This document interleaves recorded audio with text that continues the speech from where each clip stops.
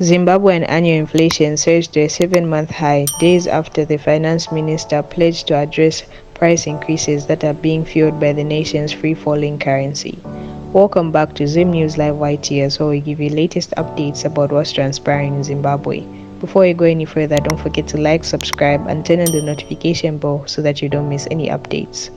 Annual inflation quickened to 55.3% this month from 57.6% in February, the Zimbabwe National Statistics Agency said Wednesday in an online briefing.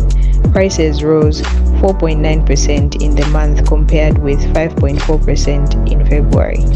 The main contributors to the surge were the cost of food and utilities, including housing, according to the statistics agency.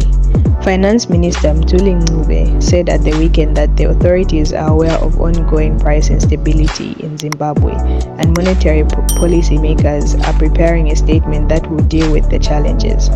We are aware that there is a currency instability in the main, which then impacts prices, he said in an interview.